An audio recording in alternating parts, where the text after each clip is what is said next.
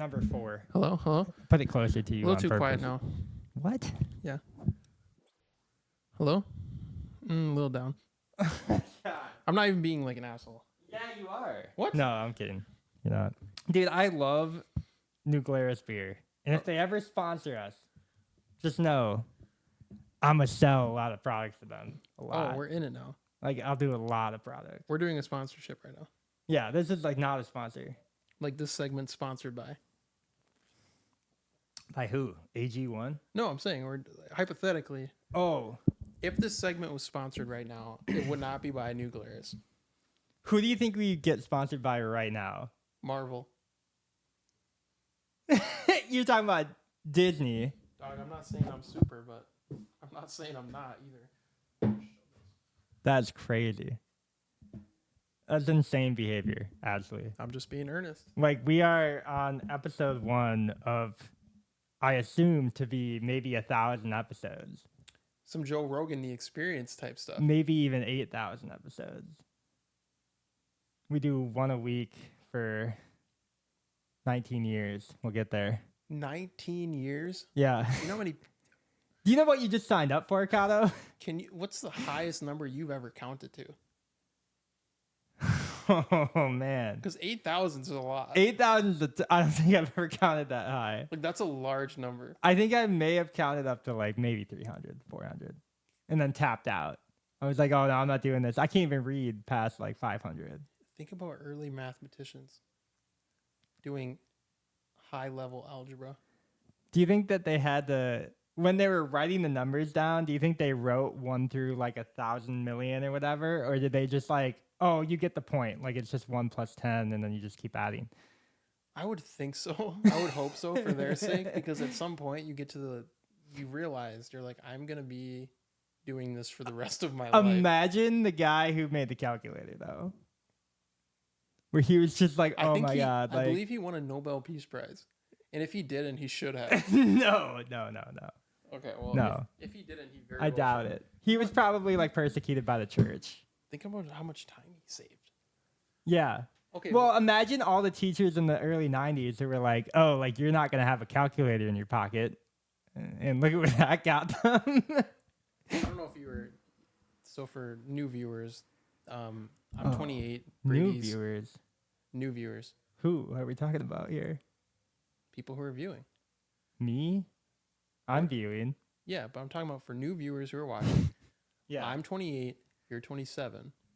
And so we came up on the age where you're in math class, you're grabbing a calculator at the beginning of math class, right? Yeah. And calculators back then were different. Calculators now have TikTok on them. They've got Instagram on them. Are you just talking about like the phone in your pocket being the calculator? No. Now it You is. talking about like TI-81s have TikTok and Instagram now? No. Yeah, probably. Probably. But I'm talking about when we were growing We had Pokemon growing up. Well, yeah, but I'm talking about the calculators back then. They were digital. They did exactly what they said they did. Mm-hmm. They were supposed to do. And if you type like 80085 and turn it around and flip it, you get boobs.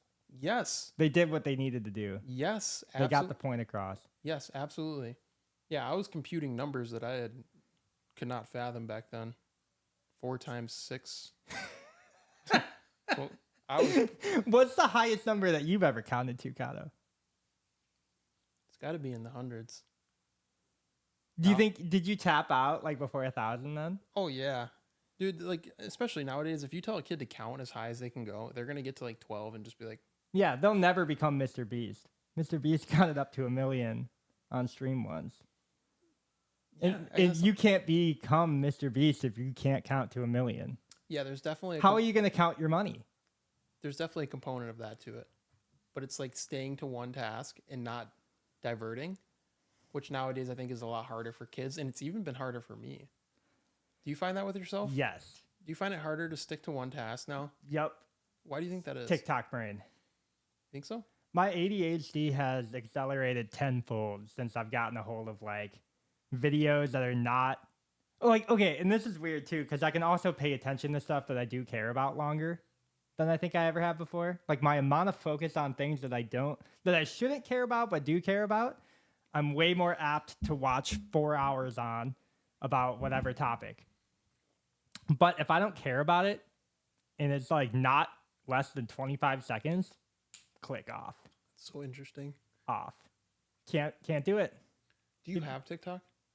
I don't. Not on my phone anymore. But you had it. I had it for a while because I was running a different podcast for a while on it. Yeah, yeah. And I currently upload to it.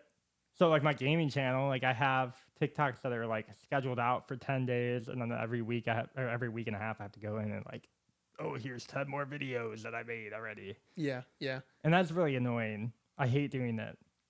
Do you feel like shorter form content is just more of manipulating the human brain? So I take it from an editor standpoint, but yeah. So like if you are able to condense, and I think it's like kind of an art form too, but I think if you're able to condense like a script from that used to be 3-minute videos down to 15 seconds, that's got to be like one of the best art forms for consumption of all time. Yeah, I would agree. I would say the algo is manipulating people to watching that shorter form content for sure. Yeah, and I think editors have had to adapt to that. And I think script writers have to adapt to that. But, you know, it's an art form in itself to be able to condense info. There's a certain point, though, where you can't condense. Like, for example, YouTube Shorts, a lot of them, they just take up to a minute snippet of a longer form video, and then they'll just post that as a short. Mm-hmm. But if you're making a video for the sole purpose of creating a short out of a lot of ideas, I think that in and of itself, yeah, I would say that's an art form. But I feel like it does derive from longer form videos, and it takes away from them in a sense. Okay. Because they're easier to consume, obviously. 15 seconds of your time is a lot less intimidating than clicking on a 20-minute video, which for me was my preference for the longest time until as of late. I'm not saying I'm addicted to like short form videos, but I don't have TikTok. I don't have any social media, but YouTube Shorts get me, and I can do it for hours. Like, and it's so mindless. Yeah. And I'll click on the comments. I'll see what they're saying. I will never comment on a video. The comment section, you need like a hazmat suit for. You don't know what you're going in for that. Sometimes you know what you're getting into. You're like, yeah, okay. like you know what you're getting. But for the most part, like when I'm watching those videos, it's completely mindless. Like I'm not thinking about anything. I'm watching them, and I'm telling myself like, okay, one more. And you go up, and it's like, oh, that one sucked. One more, you know, and you get sucked in. Mm-hmm. I like the longer form videos. I always have. I feel like there's more thought put into them, more effort, and it's just easier to sit down and actually like digest what's going on. And then after the video, you're like, okay, I just watched this, and this. I can tell you what they're about. Shorts, I'm like, nah. They fit into a specific genre very easily. Like this is supposed to be funny. This is supposed to be heartwarming. This is supposed to be cool. And it's like, you can tell from the first second of it. You're like, I know what this is going to be. Yeah. But isn't that also like an art form to like know what the video is about to be 2 seconds into a video? Because the problem with like long form is you don't know what the video is going to be about until you're maybe about a minute in. And then did you already waste your time? Yes and no. I think, you know, the shorter form videos, it's very easy to toss subtitles up on the screen. Yeah. It's like, person does this, and those subtitles will like stay on the screen for the duration of the video, the short. Or whereas like with long form, it's like you click on it because of the title and because of the thumbnail. The combination of the two are so impactful on who's going to actually click the video. Mm-hmm. A lot of people don't know that. A lot of people, don't think about it. Yeah. They don't think about it, but like, they are. Like their lizard brain is like, I'm locked in, you know? Yeah. It's like I'm clicking that video. Yeah. And you can't help it. It's like I want to click this video. Like your mouse is already hovered at that point. You're like, yeah. Yeah, your finger. You're just like yeah. Boop. Yeah. Yeah, you know what you want.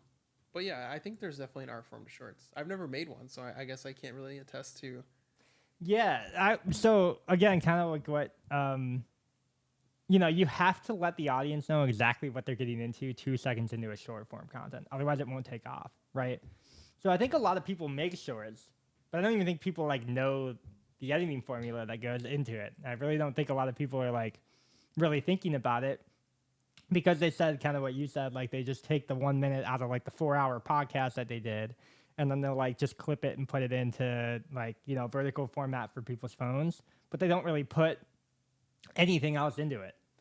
Yeah. So they're not like, you know, getting rid of pauses. They're not really getting rid of like, or they're not adding subtitles. They're not like making flashy effects or sounds, or, you know, say you're like, you know, you need a chart for something. Like people are not adding that. People are doing the bare minimum on shorts. Yeah. Yeah. Granted, like some can go viral, but does a viral video automatically mean it's a good video? Normally not. And then, you know, like what makes a good video go viral every single time? And I think there's some art to editing it, art to like, you know, getting the same point across that you had in even that 1 minute done in 10 seconds, you know? There's something to it. Yeah. Obviously, like trained people can do this all the time, and you're always like, you know, trying to get better, and they're always trying to get better. So it's really hard to catch up to people who do this for a living. But I really do think there is some art form to like getting your attention in the first 2 seconds on a video that doesn't have a thumbnail, that doesn't have like a title, because you don't really see YouTube titles when you're looking on shorts, right? You kind of just scroll up and down, and then it's like it kind of automatically presents itself. So it's like within that 1 second, you don't even read the title yet. You just have to know what the video is going to be. Right. Like I saw a really funny breakdown of some guy who did like, hey, how many hangers does it take to hang me up? And he did like 1 hanger, and then he like fell into a foam pit, like 2 hangers fell into the foam pit, 4 hangers fell into the foam pit, 8 hangers, 16. And this is like only 15-second video, right? So it's just basically him, clips of him just jumping up and like the hangers breaking. And then it took like 50 hangers to get him to like hold it and like be able to just hold it with both arms, you know, before falling. I've seen the same thing, but with Slim Jims. Same guy. Yeah. You know, it's like that's the algorithm, though. Yeah, and he you know, he made one video like that, and he's like, oh, I can just replicate this. Yeah. That can be your whole. That can be your whole channel. That could be your whole personality at that point. He could just be that guy. Real quick, since we did this on our last podcast, but it was more of like a practice podcast. Who are you? Where are you from? Simple stuff. No. Yeah. Dude, no. It's important. No. Absolutely is important. If this is the first video someone clicks on for our channel, and they tune in, they're like, "Who the fuck are these guys?" I mean, we'll have our value demonstrated. I don't think it matters. Your name, simple things. Don't even need it. You do. I mean, over time you'll learn. Or we just have an intro. Like I mean, this is way easier in my brain at least. So we have like a little like podcast intro overlay, right?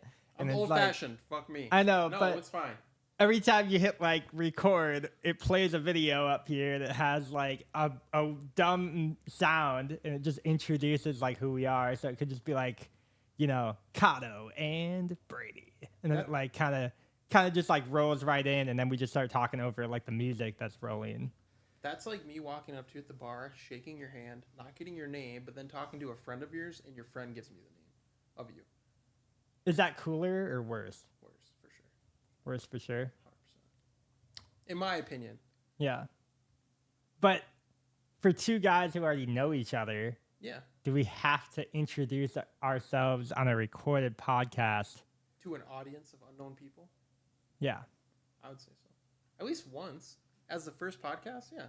Okay. Well, but I never wanted to do this podcast. This podcast, you know, where it's like introduce yourself to the camera. Very simple. Just like, who are you? Where are you from? Like what do you do for a living? What do you know? No, it's so boring. No, nothing like that. Just like, hey, I'm Brady from the fucking Midwest. Oh. Simple. Oh. We're gonna end up saying it on accident. I know.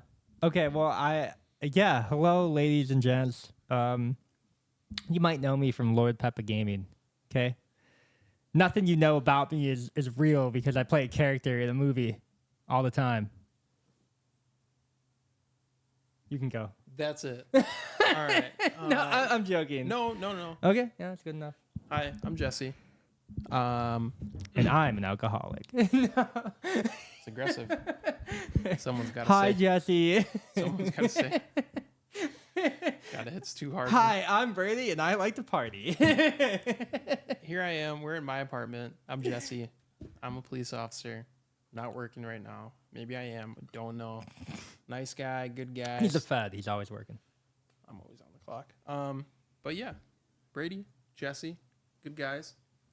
Thanks for tuning in. Good guys doing good things for good people like yourselves at home. Brady, I got a question. No, for you. I do, and you know, I don't want to ever come off as like I'm gonna hate our fans in the future because I'm gonna love our fans. When we have like 10 people tuning in or whatever every Saturday or Friday night, and they're all like waiting for the premiere, and they're like, oh my gosh, like I can't wait for these guys to be on, like you're getting stage fright, all that. Why are you lowballing it? What? 10? What do you mean? 20? I mean, to start, I'm gonna assume that we will not get above 100 viewers for the first like 5 podcasts. But are we talking live streams? Well, we're not gonna do live streams, are we? No. So like premiere videos. Okay. So at least one of us can be in chat when it like goes live on Friday nights, and then we just like watch the podcast with like people in chat. If you've seen how like a YouTube premiere works, but it's like you just wait for the video to go live. Everybody's got the live feed chat. You can like interact with chat while you're talking, or like while your recorded video is playing. Yeah, yeah. But I figure I'm gonna be like in chat, so like I'll be like, "Oh my god, like what up, everybody?" Like, and then they'll like question. They'll be like, "Oh my god, who's in front of the account right now? Is it Cotto or is it Brady? Oh my gosh, I don't know." And then they're like, I don't know. That's just how I picture that interaction to go. I don't know. That was pretty wholesome. That was pretty wholesome to listen to. Yeah. No, it'll be good. I mean, the thing about like shows and stuff in general, like every time that you start a new channel, you are starting from scratch. Like there's nothing before this, right? So like, how do you find your first viewer? How do you find your first like listener? How do you get your first view on a video without it just being you and me like looping the video back and forth so that we can get view counters up? I've done that. And it's shamelessly. Yeah, there's no shame in that. Everybody does that. Every YouTube creator has done that. Every 260 SoundCloud rapper. Video. Yeah. Yeah, every SoundCloud rapper has hit the replay button a billion times. Every Spotify artist has probably done that at some point like too. I maxed it out. Yeah. Like it maxed out at like 343.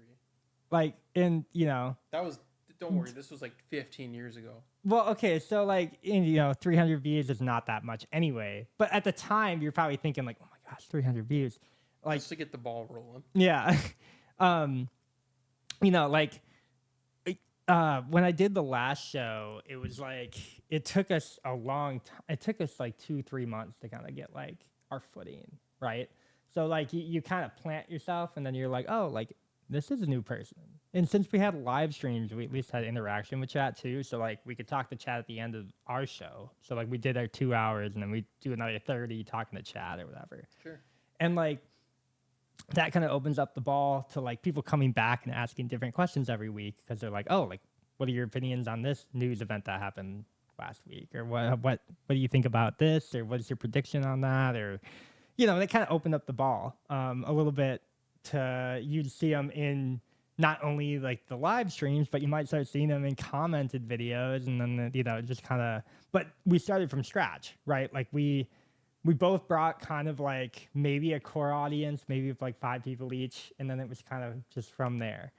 And I'm sure we're gonna have people from my org immediately stop in and be like, "Hey, I know you," That begs the question, how do you get someone to invest in you? To invest in me?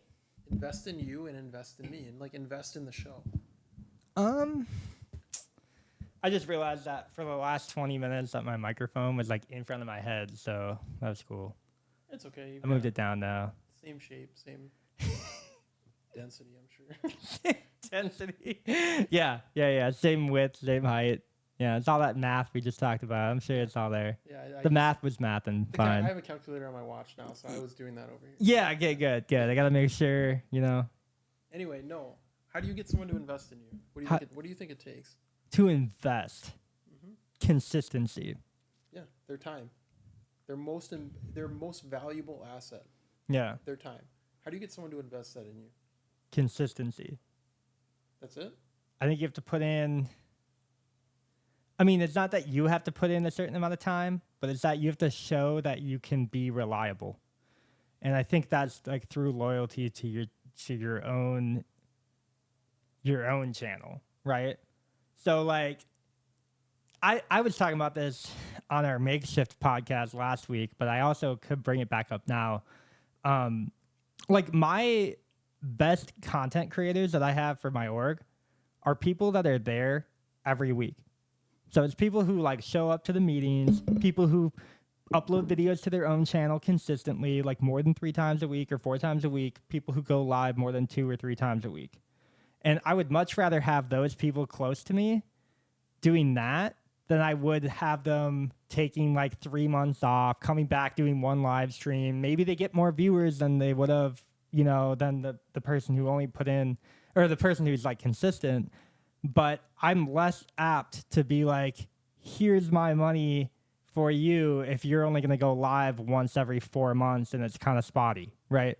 Or if you're only going to go live like once every 2 months and maybe you do draw a crowd, right? So maybe you have 50 viewers, but I'm way more apt to put in money and resources to a creator who it might have, maybe they only get 500 viewers per video on their YouTube channel, but they have 10 times the amount of people getting eyes on them because they are like uploading 4 times a week. That's 2,000 viewers, more than you would have had that one night that you got on live for 3 months, right? So like that's how I kind of measure it is reliability, loyalty, and also like it's like consistent moments. It's like consistency. So like if we were able to do this show 5 times a month, right? And we had maybe 100 viewers every single time, and like the sponsorship money like was like, oh yeah, like I see that you guys do 5 shows a month, and you have like 500 viewers the whole month or whatever, 500 listeners. They're probably more apt to put time into or resources into us than they are a podcast that only goes live once a month, and maybe they have maybe they have like 1,000 viewers, right? Yeah. I think, I agree. Reliability, consistency, how much you're pushing out is very important, especially for your viewers who are like, if they become consistent watchers where they're tuning in every single week, they're watching every video that you put up, that's very important because as a good, if you look at like what we're doing as a good, a podcast can be a good for sure. Like our good would be our entertainment value to that person. Yeah. I think those are very important things. I think what really draws people in though is like the character. You can like view like who you are as a character essentially because a viewer may not know you and they may not ever meet you. All they see is the virtual Brady, right? Yeah. I would say that what's like really addicting to people and what brings them back is like obviously the entertainment value. Are they interested in what we're talking about? Are they aligning with what we're talking about? Maybe, maybe not. Obviously, you and I share a lot of different views. Yeah.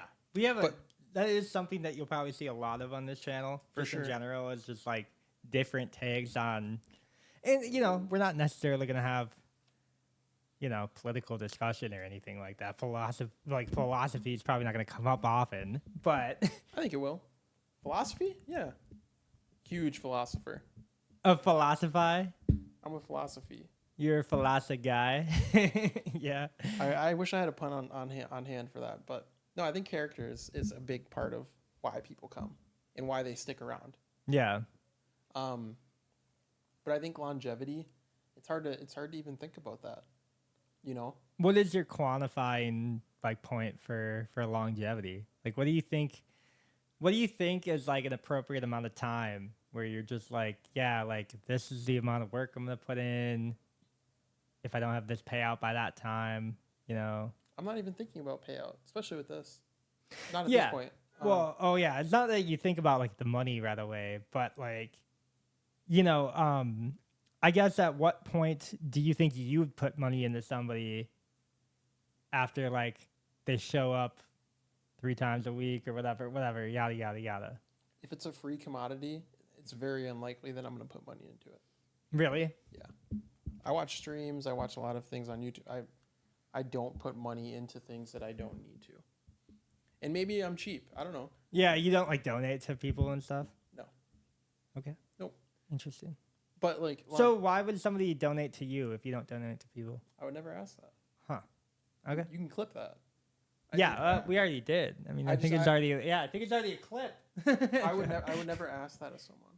That's not why I'm here. I'm doing this because I genuinely enjoy conversation, and this has like reignited that for me. Yeah. It's like this is a lost art form that I think has been popularized by social media as of late. The last like 5-10 years, podcast has become extremely popular, which I think is a good thing, because that, depending on the type of podcast, popularizes conversation, which a lot of people don't have these days. They just don't have them. Yeah. It's so easy to not have a conversation. It's beyond easy. You see someone that you know, but like you're walking past each other, right? Say you're at the gym. Actually, no, not the gym, because you got headphones in. Say you're out at the grocery store. You see someone you've met before, you've talked to on numerous occasions, but you're not like buddy with. You see them as you're walking past. You have the choice. Both of you have a choice to have a short interaction when you get to that point where you're like in talking distance, or to walk past one another. I would say 90% of the time, if you're not like close friends with someone, you're just going to choose to do the, hey, how's it going? Like a very simple interaction so that you can get past without, okay, well, I didn't say nothing. Like you feel better about the situation because you actually said like, hey, how's it going? But in reality, you know you're capable of having a conversation with that person, but you'd rather not. That's a missed conversation. That's a missed opportunity in my eyes. I've really tried to change that, like, that wiring in my brain, because it's so easy nowadays to just get away with the bare minimum. Hey, how's it going? The person's like pre-programmed to say, good, how are you? And even if you don't respond to that. Yeah, it's like, hey. I think that's one of the funny things. And I think that's something I've learned through like being older and what adult interaction is. People don't genuinely care about like how you're doing, you know? So usually what I do is I just throw something out. I'm just like, oh, I'm actually doing pretty bad. And then they're like, oh, good. Then they're like programmed to be like, oh, good. And then they're like, whoa. Yeah, they're like, it breaks their programming real quick. You know, you can just be like, yeah, I had like a shit week. They're not, and they're not, they didn't go into the interaction thinking that they would have to respond like that. Yeah. Which throws them all out of whack. Yeah, it's like their programming just like snaps. And then they're like, oh, yeah, like. That's why I'm doing this breaks them out of the matrix for a second. I'm doing this for 2 reasons. 1, I like conversation. 2, I like you. I enjoy your company. Oh, Cotto. This isn't something new. Oh my God. I've always liked. I'm blushing, and I'm really, really warm in here. But take the damn. That's my sweatshirt, just for everyone. Yeah. Because Brady decided to wear a shirt that was literally the same color as my couch. Yeah, but you can't fault the guy for not looking at colors, man. What is your favorite color, Cotto? Black. Like my soul. Like black is night, black is dark. Black. Like you want to see the sun blotted out. Like I want to be. You want it painted black. Like I want to be standing in the sun in pain because black attracts more sun. Oh my God. Like I want to be hurt. Like a void. Yeah. Of emptiness. I wear it partially because I like the color. More so because I sweat a lot. I have a condition called hyperhidrosis, and so I'm constantly sweating from my hands, face, like every orifice of my body, essentially.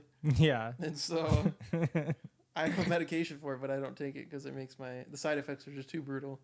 What are the side effects? It just makes my mouth dry. Oh, that's not that bad. Just it's terrible, man. It's cotton mouth. It's like cotton mouth to like the 10th degree. I mean, just drink more water. I could literally drink more water. No, I could literally have water in my mouth, and my mouth feels dry. That's horrible. My mouth is hydrophobic. Get a different medication for that. I take it when I know I'm going to be shaking hands. Like an event? Yeah. Like where you have to wear like a suit? Yeah. Yeah. But like, okay, what were we just talking about? Okay, the art of conversation, right? So you go into a conversation, you can throw somebody's like whole day off by just saying that you're like in a shitty mood or whatever, right? Then they're like, oh my God, I gotta respond to this guy now. I can't be a dick about it, right? And then, you know, you're like talking and then you like tell them that your week is actually not going that bad because like who has bad weeks anymore? Like usually you have like bad 5-minute interactions and you don't let it ruin your entire week. At least I'd hope not. It does. Some people might, but I mean, for the longest time, I've taken like, if 80% of the day is good, we had a good day, you know? And that, unless if it is something like really, really awful, you know, death in the family, like you kind of have like those things that might break a week, right? But in general, like if you have, you know, bad interaction, you said you were a cop, right? So bad interaction with like a suspect or whatever, like maybe it went bad for 5-10 minutes, you wrote the paperwork up later, and it was like you can't let that ruin the first 90% of your shift, right? Every interaction I have is typically bad for the most part. That's actually horrible. I get called because there's something bad happening for the most part. You know, That's true. So when I arrive, there's usually someone who is in a bad mood. Someone just had their package stolen. Someone just had their car stolen. Someone just got slapped in the face. How many porch looters have you ever caught? Looters? Yeah, like people who like steal, like porch pirates, like Yeah. people who like steal stuff off of front doors and stuff. How often does that happen, and how often have you caught people? If they steal the package during the night, it's very unlikely for us to get them. Okay. If they steal the package during the day, it's pretty likely we're going to find out who they are, especially if they have like cameras in the area. I should have called the cops But last time that happened. But the thing is, it's like the likelihood that they actually still have the package, very unlikely. And it's like, oh, what'd you do with it? I sold it to my friend Tony. Well, where's Tony live? He lives off the trail by Festival. Okay, all right, we're never getting that back. Yeah. But that's just the name of the game. It's like, yes, you can punish the person who did it, but you're not actually getting the item back that the person had lost, which is unfortunate. Yeah, but do you think that's like justifiable? Like, you know, get the Is guy that justice? Yeah, get the guy who stole the package. Yes and no. I mean, because I personally don't care about the package at that point. I'm just like, yeah, fuck that guy. You know what I mean? Yeah, and I or gal. I share that sentiment too sometimes, especially when I can relate, like especially with bike thefts. I like to bike, especially if I'm shipping like an important package. Yeah. What if I shipped a microphone in the mail and then they stole it and it's like a $500 thing or whatever? Yeah, definitely. I've felt that way before, where I'm like completely empathizing with the person because I've had shit stolen from my porch too. Yeah, I've had bikes stolen from my garage. Like I've had packages You've from had Amazon bikes stolen from your garage? Is When that why you put them in the other side of the podcast corner over here? Yeah. Oh my God. I thought you lived in a nice neighborhood. No, Should I like lock my door? I was like 15 at the time, and my mom had bought me a nice specialized BMX bike. I know who stole it too. Is the worst part. Who? My neighbor. I'll get to that. Okay. So I had this bike for 2 weeks. Beautiful specialized bike, and it was like a magenta, pinkish color. It had a koi fish in the middle of the frame. Beautiful bike. And so 2 weeks after I'd gotten it, I remember I woke up for school. My brother typically gave me rides to school at that time. And he had said, hey, are you coming to school? I wasn't even out of bed yet. I was like, no, you can go to school. I'm going to call in sick today. And which wasn't a common occurrence for me, but I'm like, I'm not feeling good. I'm not going to school. He's like, okay, can you close the garage when I leave? I was like, yeah, not a problem. I went back to sleep. I woke up 2 hours later, went and like made a bowl of Captain Crunch with the berries, off shit, you know. Mm-hmm. And then it just clicked. I'm like, I need to close the garage. So I went and closed the garage, and normally my bike's hanging up on the side of the garage. I noticed for a split second it wasn't there as I pressed the button, and as the light started to fade, I was like, wait a second. So I turned the light on in the garage. I walked out. And you know when you lose something, you start looking in the most outrageous places for it? Yeah. Like you're checking the fridge. You're like checking the attic. You're like, okay, how did this bike get I up was here? checking the fridge for my bike. I'm like, wait a second.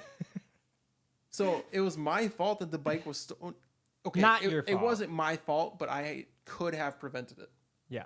Nonetheless, a couple of months passed by, and my neighbors at the time, we had an issue with them. We've always had issues with them. They were the same age as us, 15, 16-year-old boys. And one of them had made a sly comment, like, bet you wish you had that bike. I never told him my bike was stolen. So, needless to say, they had something to do with it, and they never went to school. Yeah. They were skipping school constantly. They were always just riding their bikes. Like, we're at school, right? We'd be riding the bus home, and they would be at the park playing. We're like, Yeah. you weren't in math class today. Like, Dude, like they didn't need math. we had an extra calculator that day. It's like, yeah. So, yeah, having stuff stolen from you is definitely a very helpless feeling initially, especially if you don't know where the stuff is. If you see someone walk up to your porch right now and steal something, you would probably chase them, right? You have some what saying did you do to your neighbor? Nothing. Did you spike them with like LSD in their coffee and then get them good? Where the fuck am I getting LSD? I don't know. I didn't think about it. I'm just putting like Mentos in their Pepsi. I don't know. Yeah, you're never gonna have a soda that doesn't explode ever again. Like that's how evil I was back then. But no, there wasn't much I could have done, and we had past incidents with them too. And you beat them up though? No, okay. They would have beat me up for sure. Oh, really? Yeah. Okay.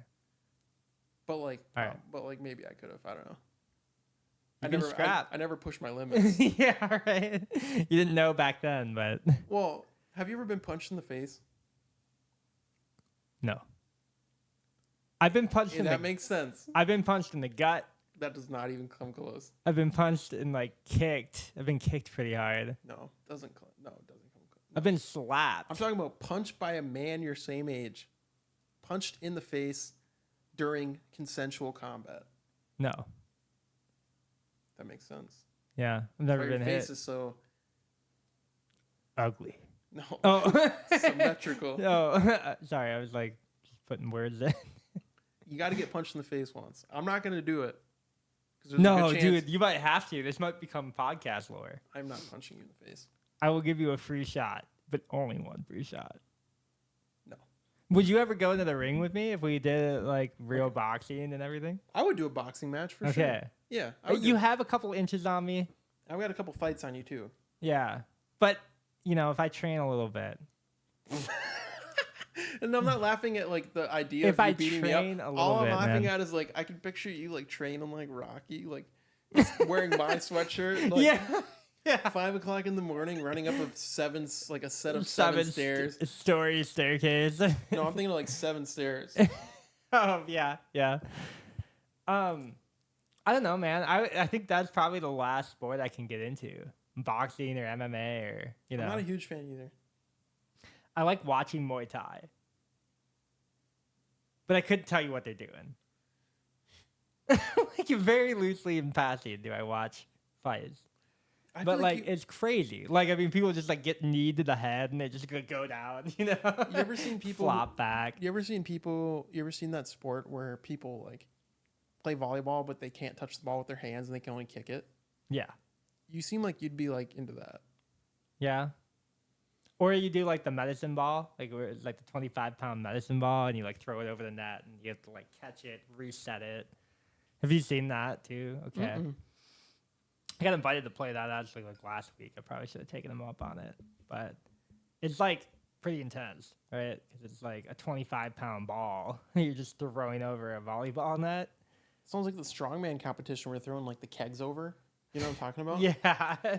Like they have varying ranges, of weight, and they have to like go starting at the lightest one, go over to the heaviest one, and throw it over. I don't even know how high it is. But anyway, I digress. I've never been punched in the face. That's important. But I think that's something that we do on this show. No, I'm not punching you in the face. Not right now. Like bare knuckle? Yeah. No. I'll give you one shot. No. Just put me in the dirt. No. Knock me out. We'll do it like 3 or 4 minutes into the show too, so you might have to run a whole show. like the whole show? Yeah, I'm just knocked out on the couch. Like I got like the ice on my eye. The whole show you're just laid up. He's crashing out. I just continue the podcast as if you were here. Do it as normal. Like, if I'm not alive, like I'm dead, like whatever. We should do a pre-recorded podcast for you, like only your side of things. And I just respond accordingly, knowing what you're going to say. Yeah. Yeah, we could do that too. Okay, but now you're assuming I have knockout power. Do you think you could knock me out in one punch? Yeah, for sure. Do you think Especially you if could, it's unexpected. Yeah, do you think you could knock anybody out in one punch? No, not anyone. I think it's very dependent. Like, if you hit someone in the right spot of the head with the right amount of force, Where do you aim in the head? typically, like, if you're fighting with someone, like the target zones are typically like The jaw. the jawline. But if you're trying to cause the most amount of damage, I would say either square on in the nose or Right temple. here. Yeah. Yeah, so like if you change your target zones from the cheeks up to the temples or straight on in the nose, The nose hurts. if you hit someone in the eye too, if you hit I've them been kicked in the head before, kicked in the nose. That hurts. by a child, By a child. But I mean, granted, 17-year-old child and definitely one of the more aggressive kids. that's a grown man. Yeah, yeah. I mean, he is like 5'11". He's probably got an inch or two, probably an inch on me, inch and a half on me. Question is, did you deserve it? No. Okay, but would he say differently? What? Would he say differently? I mean, was a nonverbal kid. Would he gesture differently? I don't think he'd say sorry if that's what you're asking. I'm not looking. He's not looking for anything. I'm not looking for a sorry. I'm sure he's not. Did you want to crack open this whiskey real quick? Yeah, let's give it a go. It is Let me get those cups. 8:40. So, if you guys can see right now too, we're pouring. I mean, those are like fully chilled glasses. This is gonna be really nice. But we have the double oak Woodford Reserve over here. Introduce the bottle to the camera. I guess it's kind of a small bottle, so they might not see it. But Get closer. Woodford Reserve Double Oak. How You close guys do you want picked me? this up for $30. We paid $35 after tax. 200. $255 bottle of whiskey. It's our first podcast ever. We had to do it big, right? Second. Technically second, but not really. But yeah, I would definitely. I've had this before, so like I won't be blown away by it by any means. But I think Cotto here has not had like any whiskeys at all, like ever, allegedly, and we need to kind of get him up to par, up to speed.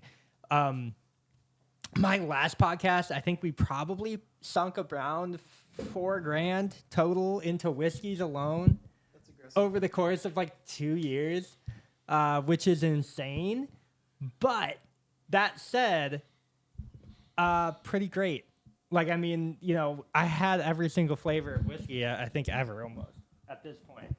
My question But- to you is, do you feel like that money was wasted? No. Because every single bottle, I can like kind of go, like we have all of them up at the shelf at his house, and they're like all like along like, you know how everybody in their house has like the cabinet, and then they have like the above space that nobody knows what to do with. You have it up here too. We put all the bottles up there, Empty so we have ones? Were they empty? all the empty bottles. That's like a college house. Yes, but we have like 3 shelves full of them in that. That's egregious. And and every single, I'm not even kidding, to this day, we can go back and be like, oh, you remember what we talked about with this one? That's like a picture. Yeah. And it's funny because like there's a night we had TX bourbon, right? We talked about Putin's invasion of Ukraine because it happened like I think a year prior, so this is like a year into the show.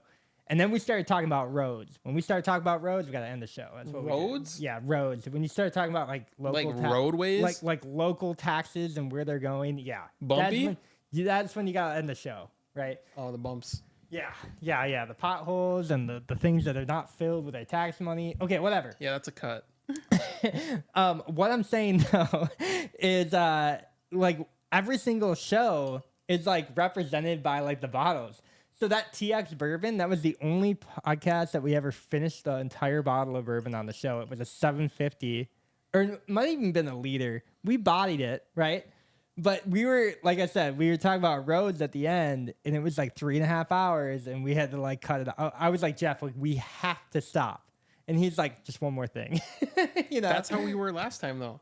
Yeah, that's true. But I mean, like, to the extent of, you know, like we weren't really like drinking last time. Like I was like in control, you know, of that me too. show. But Yeah, we were like blackout, almost blacked out That's at dangerous. that point. That's when you get into a. And That's what you would almost say is like a flow state, but you're misidentifying it. You know, no, it's not a flow you're like, state. I was in a flow state. No, motherfucker, you were drunk. No, Like you were you're, incoherent. yeah, like we were Like not. your cognition was. We were, dude. I remember going back and editing that, and I'm like, oh my god, this is atrocious. It would take us like Is it each of us. I mean, like, okay, I would say something, and then he would sit there for like a second or two and be like, "Oh no, I think it's something different." It was atrocious. It was, swear to God, delayed. It was like, it was so bad. But in the moment, you're like, this is fire. Yeah. Oh, in the moment, all clippable. You're like, this is Like I was in the flow state. So between apathy and like caricature, like I was in there. I was in the zone. I was getting clips. I was like, oh yeah, this is gonna be a clippable moment. Like me talking about the pothole down the road by my house. Those can end a life. Those can get rid of a lot of axles and tires, but No, let's those not can- talk about it. Those But can end somebody's life. I didn't have to get that serious about it. Well, I'm just saying. I mean, it can happen hypothetically. On a You are motorcycle? driving. Oh yeah. Have you ever taken a beater or a digger in a motorcycle? No, I've never dropped my bike, and I've never dropped my body. Have care too much. You've never crashed before? Not yet. No, How often do you ride? Do you still have your bike? no, I don't have it anymore. Okay, I figured you kind of got rid of it because I didn't see it parked. But Yeah, I sold also it. I didn't want to be. I sold it. How much did you end up getting for it? Don't worry about it. Enough to cut my losses. Anyway. Okay. I've taken diggers on bicycles. Yeah. Those are the OGs. You know what's crazy? So like my dad, growing up, he had like a midlife crisis, and he bought a motorcycle and broke his arm, and then tried to convince all of us that he broke it on a bicycle. To justify him having a motorcycle or what? No, to justify that he didn't break it on a motorcycle, because he Yeah. thought that was like too much of a midlife crisis to like go out and buy a motorcycle. What age do you think that crisis is commonly occurring? Because Well, our he lives was- now are extending. He it's was very like likely we're- 45 when that happened. So Yeah, it's very likely we're gonna grow to be over 100 with Sorry, I'm technology. breathing. With technology now, I think it's very likely. So that midlife crisis could hit later and later and later. Did you as take a techno- sip of this yet? I did. Yeah, I did. Did you like it? I did like it. Yeah, I'm a huge whiskey guy. It's very evident in how you present yourself with a Spider-Man shirt. And your microphone is like not all the way in. Your foam on top, just push it. Yeah, there you go. There you go, sweet baby girl. Ew. It's green. No, I mean, what do you think about the whiskey? I guess Don't do that right now.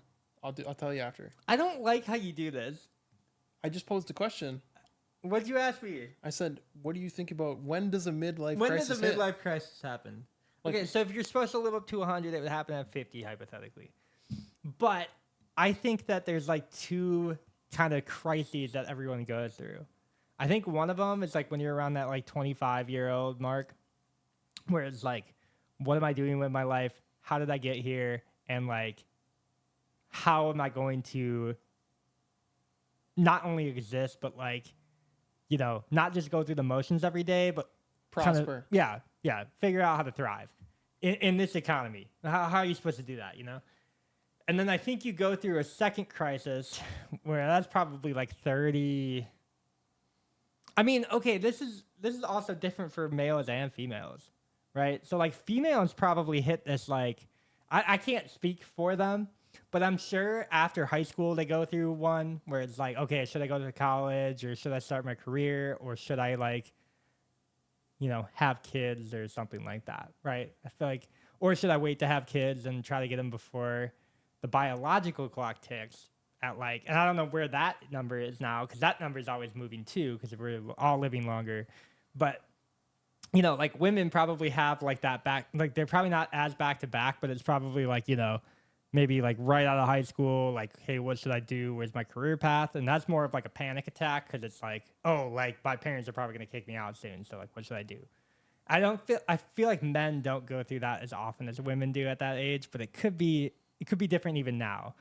And then I think women go through that again at around that like 31, 30 years old because it's like, did I have my kids? If I didn't have kids, how am I going to get kids? Or or if I'm not meant to have kids, what am I going to do in the meantime? Am I going to be like a boss bitch and, kind of go that route entirely and like basically work in like, that field where it's like, I'm going to triple down on my job, climb the corporate ladder, whatever it is. And then I think men typically they kind of have that first like burst of, hey, what the heck am I doing with my life after around their like I don't want to say like they're growing up, but like when they become like an adult male, when you are like that 25, when you're like frontal cortex is like done growing, and then you kind of like have that. I think you have the second one when you're like 35 or 40, and you're like, did I make the right choices? Did I live my 20s and my 30s properly so that I can retire my kids in the future, or so that I can do this or that, or so that I can like, did I pick the right career field so that I can prosper and still enjoy my life? And I think kind of what we see with a lot of like the older crowd that goes through it is like they will do something like start a podcast or like, start their YouTube channel, or like men will do this after they've already kind of been 10 years down their career because they're like, oh, like I don't want to be in this career forever, you know? Or like, they have like a major like life crisis where they're like, oh, I'm gonna like divorce my wife and like, move to the Philippines or something nuts, Mm-hmm. But I think men have that at like two different points. And I think women have it like a little bit sooner. I think it's like, around that like 18 to 20 age. And then again at like that 31 to like 33 age. And that's where, but I'd say like men probably have an advantage in that because they're like, they can kind of wait to panic. Like there's not like a rush for us to have kids, or there's not like a rush to make that decision because that is a huge decision, right? I feel like most people go through that. Whereas like that's kind of the biggest life decision you make. Like, do you want to bring another child into this world or do you not want to? And I think men kind of have the biological side of that, which is like, I don't know if you want to describe it as the patriarchy as a whole, but like, they kind of have the advantage there because they could just get like a younger girlfriend and that's like not an issue. You know what I mean? I would agree on like men's like midlife and like maybe later life crises Yeah. coming at a later point for sure. I think like my midlife crisis 25, like I'm 28, so like Mm-hmm. I'd say in the last like 2 years I can very vividly remember thinking to myself like, Do I want to what do what I'm doing? what am I doing, why am I doing it, could I be doing something better? But most importantly, I think the biggest thing that I feel like I've missed out on are relationships that I let kind of burn out. That's like that like midlife crisis thought process leads me to that thought towards the end. Okay.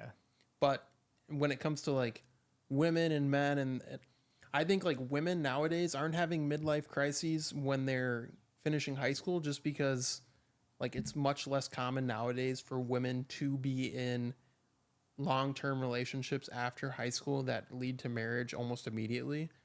The age of marriage, like your first marriage at least, is getting older and older. Yeah. It's much less common for a woman to be married when she's 21 than she is like 26, 27, 30. Mm-hmm. So me being in that bracket where I'm like almost 30, I feel like a unasserted pressure where I'm like, okay, now what am I doing? Like, why am I not married? Why am I not in a relationship? It makes you feel behind the curve, which kind of pushes me into not a crisis, but like a state of like self reflection. Like, not? Why am I not married? Why Yeah. do I not have kids? Mm-hmm. You know, and like everyone's biological clock is ticking, but Yeah. obviously women fertility is It's not a guaranteed. window. Yeah, it's a window. There's a window for it. So as I've gotten older, I've definitely become more aware of my age and being around a lot of people. All my coworkers are married for the most part. Um, a lot of my friends are married. And so you get to this window where like you're the odd one out. Because when you're like 22, 23, you remember like, oh, this person just got married from high school. That's crazy. Yeah. Or like this person just had a They kid. just had a kid. Yeah, I Like can't that's believe that. crazy. That's nuts. But it's now we're at that point where we're in the window of like, okay, what are you doing? Like, Yeah. you don't have a partner, you don't have a wife, you don't have a kid. Like, what's wrong with you? You know? And Like, that's kind of societal pressure. But yeah, it's like, definitely a societal pressure, but that it's comes with real. like It's very real. that comes with like the The umbrella. biological clock. Yeah, Everybody dies. absolutely. And like this umbrella of like a crisis that you hypothetically are supposed to go through during these ages. It's Right? like no one knows how long they're going to live to. And that comforts No me when idea. I'm in those points where I'm like, I don't know how long I'm going to live. I don't live I don't live this super dangerous life. I mean, my job is dangerous. Don't get me wrong. But with that being said, like I'm not out there riding motorcycles, doing wheelies. I'm not putting myself in danger. On purpose. I mean, kind of I am actually. Yeah, you might have to think about that one. I am too, but not to the extent. But that crisis hit me. Like in the last 2 years, I've actively thought about like, what am I doing? Like I said, man, that 25-year, because that's when you're like in. You're locked in. People who like live past 25, historically speaking, live till they're 70. You know, like average lifespans have gone, I guess, down the last couple years, but astronomically up since the Industrial Revolution, right? But it was because babies would die out of the womb. It wasn't because like old people weren't living up to 80 or 90, you know? So that is something to think about. Like once you get past that 25 years old, like you're locked in. What's your midlife? What's your crisis? What does that look like?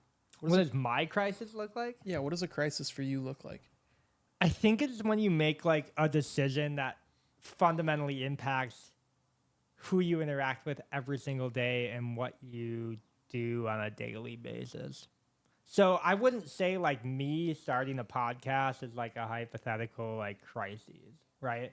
And it's because I've done stuff like this before. Um, like I think if you make it a really rash decision where it's like you quit your job without another job lined up and then you automatically like file a divorce for your wife the same week or whatever, like that's probably what a crisis looks like to me. It's I feel like you like break up with like whatever girl you've been with for 10 years and then you like quit your job the same week and then you like move somewhere else. Like I think that's what a crisis would look like.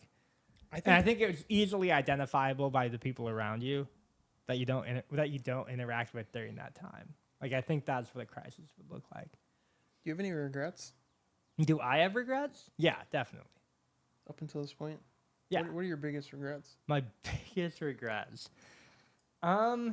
You know, I mean, I've had relationships that I think have like just fallen through, and I don't think they should have. But I don't. I think a lot of people that I've been with before Kayla now, and she's awesome. Like she has like supported every single thing I've done up to this point. You know, where it's like, oh, like if you want to do that, you want to spend your money there, you can do that. Like, you know, I don't care, right? And it's also because I think like we just got older and like, you know, it's you kind of just see that person you're growing with that person or whatever. But yeah, there were definitely like relationships early on in like my like early 20s where I was like I definitely like, you know, could have probably done stuff different. Where it was just like, oh, like I messed up here, I messed up there, or like they didn't see the same vision that I would have had, and that like I wasted time with them or whatever, you know. And I think that's always something. I don't think it'll haunt me by any means, but it's just something that like I wish I wouldn't have done because I wouldn't have wasted time, right? Yeah, yeah. Have you ever felt like, have you ever regretted the person you were before? No, because I've learned a lot.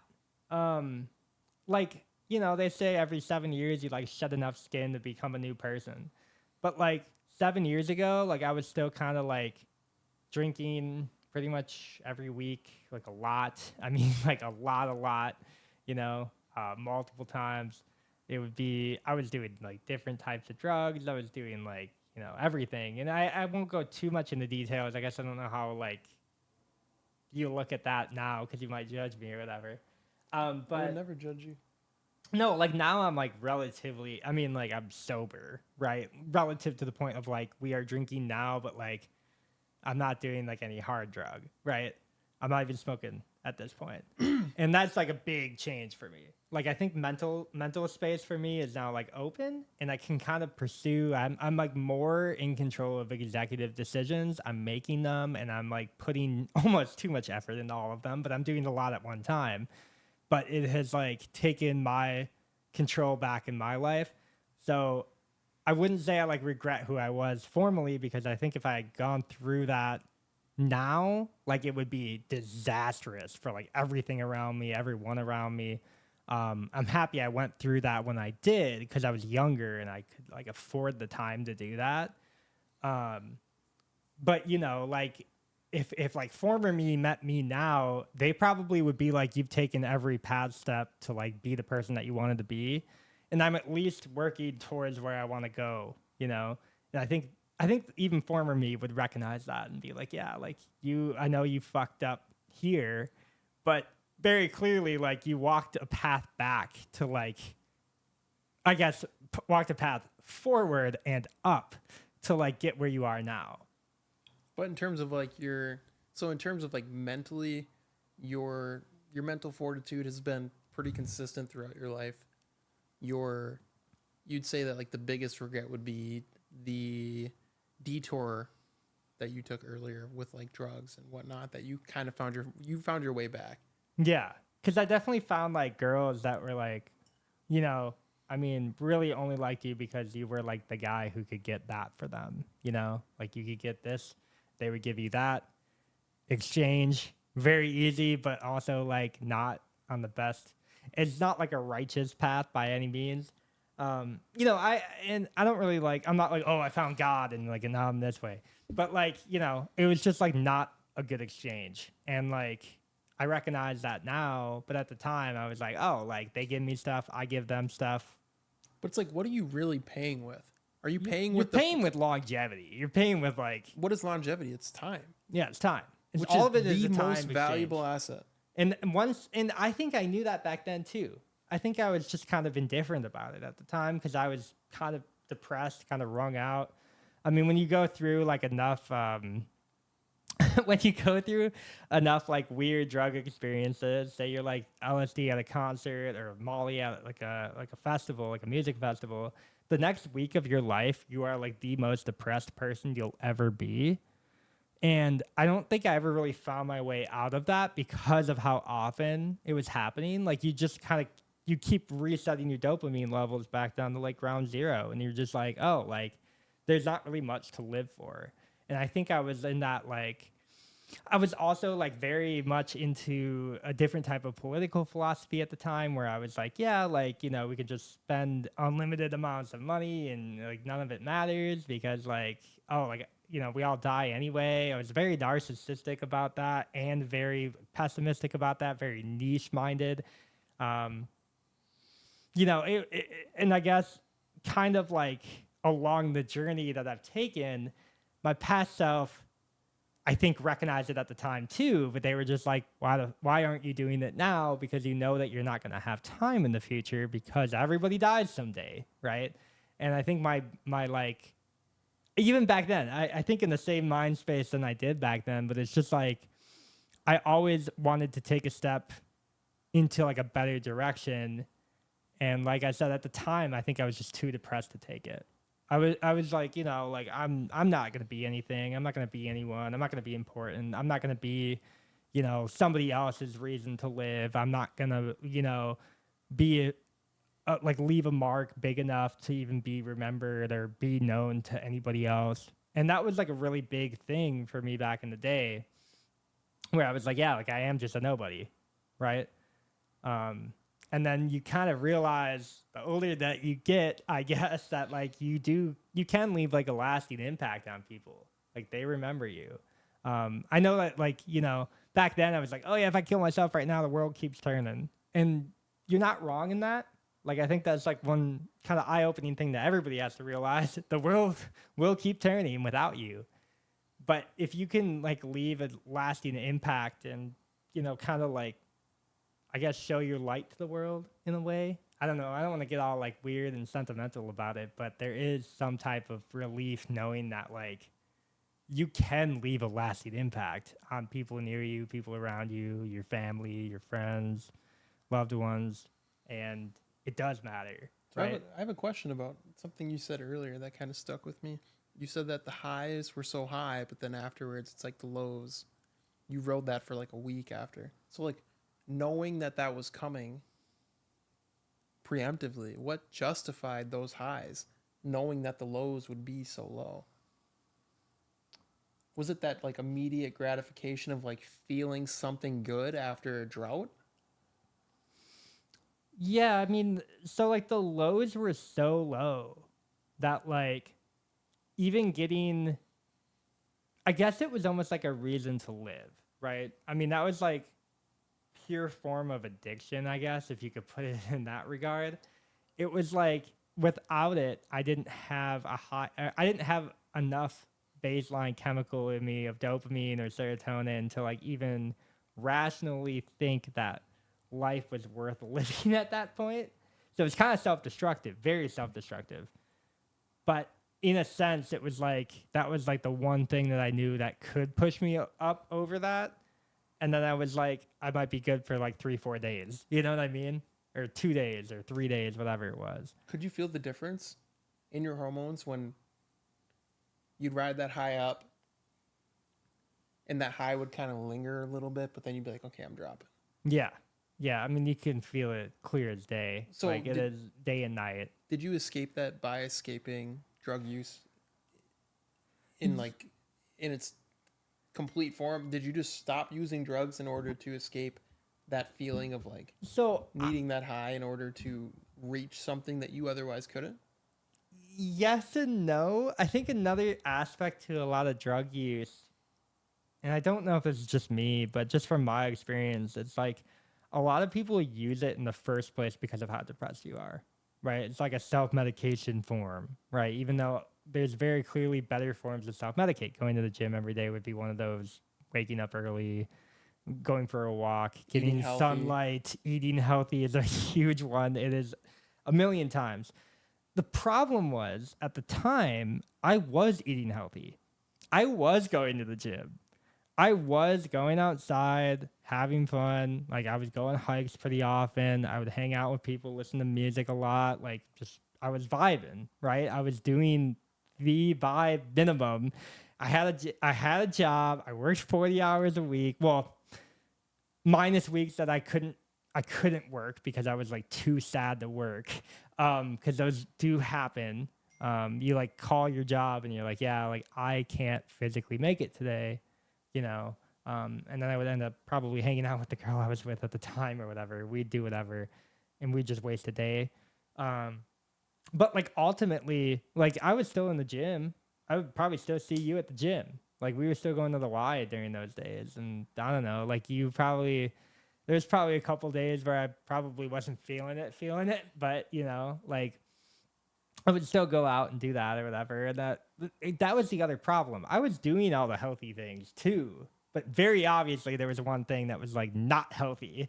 And I was justifying it like, oh, if I do all this healthy stuff, I can do the unhealthy thing. Like I can drink all I want, I can smoke all I want, I can do blow if he really wanted to. It doesn't matter because I was like, oh, like I'm already ripped, jacked on this side. I can do that too, you know. And I was like, not ever really recovering fully because I wasn't giving my body time to heal and I wasn't giving my time like the time of recovery. But I was young and I was like, oh, I could just recover in a day. And in reality, like mentally, you don't really register it because you're like my body might feel great, but you're young and you're like, you know, young, dumb, full of cum. And then you can't really goon max when you're, you know, doing cocaine or blow or meth or whatever. Not that I did meth, but Molly, very close to it. Really dirty derivative. That's a whole I'm not different judging podcast. at all. Yeah. Here's my question to you, because back then we spent a lot of time together, more time than we do now, but that's gonna change with us. That'll change. Cotto, But I can't believe, like, hold yeah, on, we were good friends during all of hold on, this. hold Like, on. and I don't know if I hid this from you ever. No, no, you did. Like I had no idea. So like Okay. my question Because I from was hold living on, with, okay. my question to you is Yeah. like I spent so much time with you then and had no idea that you were down so low. Is there anything I could have asked you or said to you that would have like uprooted that? Like something that would have, because at that point it's a seed, right? Like that seed is deep, like in you. It's not yet like open to the public. Like what could I have done to get that out of you so that like I knew? Because you're not just gonna come out and say like, "Hey man, I'm fucking struggling," unless you felt comfortable, which you clearly didn't. Yeah. Like, what is there No, anything? Is there anything I could have said or asked you or done that would have prompted that conversation? probably not. Would you have lied to me if I asked you straight up, like, "Hey man, are you using anything right now?" Oh, I would have probably been honest about that. I think if you had asked me about like, because even okay, so I was living at that one apartment for most of this. Probably it was like me and my former roommate, right? Yeah. And I and you know my former roommate. I don't want to dox him to this, but yeah, like we were good friends too. Like that's the thing. Like, we were good friends during all of this. Um, the thing is like I wasn't. I don't think I was even um really processing that I was struggling. Because another aspect of that too was like I had money to do all of this stuff. I've had money to do all of this stuff for a long time. And I think that's like another thing. I think if I had been down on luck on that aspect, I wouldn't have. I think I would have probably shown a lot more struggle. And you probably would have prompted me to be like, hey, you got an issue, you got a problem, you got to let me know. Right. But I probably didn't show any outward signs. I remember even like talking to my sister during that time too. And I was like, yeah, like it's weird because I don't have money issues, but I'm still like doing all of this and I can still afford to do all of this. And there's not like it's not like an inherent problem in my life. But it would be. It was mentally, it was like depressing, That's where. but I That's was where already depressed going into it too. So Yeah, I but was like, just doubling up on it. that's the thing though. It's like you don't find any functional methods. You really don't. You don't Yeah. find any functional. There are Like people. cokeheads are very rare when they're functional. There are people. There are people who will testify and say, "I am extremely functional. I can be a working alcoholic," which perhaps you can be. There are but, some people with alcohol. That's a weird one, though. That's a weird one. But the thing is, They've done studies on it. But the thing is, it will always catch you. Yeah. And Yeah. not only No, that, definitely. it will catch Sorry, you. I'm yelling. No, it's fine. It'll catch you in a place where it's like, it may not affect your occupation, but what it will affect is your personal well-being, your mental health, which will ultimately affect your relationships and the people that you're surrounded by. Yeah. And once that circle crumbles, the person that you are crumbles too. Yeah. You may be able to work still. You're not putting out the same work. You're not putting in the amount of effort. You're not able to show up for your friends and family because they left you because you showed that you care more about whatever substance it is that you're using than them. And that's a sad place to be. So like ultimately it's the cycle of like, yeah, it's working for you right now and it feels like you can like make that work because you have the income for it, but ultimately once that circle around you crumbles, there's nothing. Well, and yeah, that's kind of what I say when I say like regrets of relationships. I think if I had kept you closer and maybe had, well, I mean, we were close. That's the problem. I think I had one good friend, and I was kind of surrounded by like they always say you're like the sum of 5 friends around you. And I think if I had kept you and more people in that headspace versus like 4 other people in my circle who were like not good influences on me. Was I that good of an influence back then though? I don't think I was. I was always pretty. We did drink a lot. We drank a lot, but like I was always a straight shooter with you. Like I never. Yeah, but again, we were like young. So I think if we were like looking back at it now, because we have the retrospect, like, And mind you, this was like 5-6 years ago. yeah, almost 7 now. Like, it was 2015, 2016, 2017, 2018, that time frame. I don't know, 6 years now, 2024 already. Mm-hmm. But yeah, like, pre-pandemic, nobody was thinking about any of that like that. Like it was weird how much that changed. I mean, I'm kind of happy that happened because it prevented me from maybe going back to that lifestyle in 2020. Because I had made money again, and I was like, oh yeah, that's pretty fun, but it was, yeah, it was a very, I don't think that I think it would have been more of like the four other people I surrounded myself with, who I was living with at the time. Not a great choice. That's like even more apparent now. I didn't even know. And great friend. We still play Fortnite. Like he's awesome. Shout out. You know who you are. But yeah, I like living with that was pretty tough. Like I think that's just something that like my brain just like, oh yeah, like gravitates towards. It's easy to get access to things. It's like even better. And then I had pretty much like three different girls that I was hanging out with a lot. Like for the same reason. One of them maybe not so much, but like the other two for sure. And it was like kind of like a different cycle. And it was, obviously like, you know, it was just like a different time. It was just like a different time. I would see like, I mean, potentially like two, three girls a night sometimes, and like obviously for the same thing, but like exchanges worked, right? And I think that's pretty messed up now looking back at it. But granted, at the time, it was just like a dopamine hit, so it was like it's easy. Anything to get out of that rut that you had sunk into, right? Yeah, yeah. I Like mean, don't it was all like a depression based thing, and like honestly, in high school, like looking back at it too, in high school, like I didn't know when a girl was flirting with me. You know what I mean? I still don't. Genuinely. Genuinely, No, like yeah, genuinely no idea. Then I don't know what I'm flirting either. Like I'm just like, yeah. and they're Yo, and they're like, oh my god, like you were like so frisky. I'm like, anyway, go ahead. Sorry. no, that's good. No, I didn't know when girls were like interested, and then when I turned, I mean, like when I got out of high school, and it's not even that I'm like good looking, but you like know when someone's flirting with you, like when you get out of high school, because you're like, oh, like why did that 35-year-old mom just like, You talking about Quillins?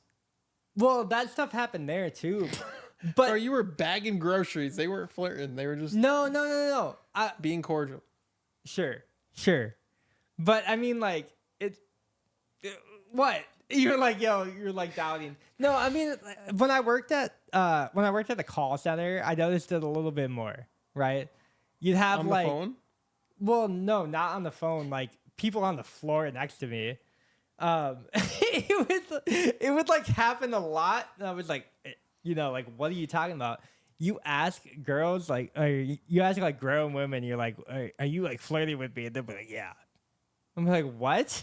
Like I didn't Dude, even know. They're like, we got nothing to lose. They're like open about like it. Yeah. like their windows closing. Yeah. Well, whatever. They'd be like married and they'd still be like flirting. It wouldn't matter. Yeah. And that's like the weird thing to me. And I was like, what are you talking about? And they're like, yeah, like that girl, like over in, this quadrant of the call floor, like she's been trying to hit on you for like 3-4 months. Like, have you not known that? And I'm like, what are you talking about? You're like, sure enough, you talk to them and they're like over at your house that night. You're like, oh, these chocolates on my desk, these post-it notes saying "call me."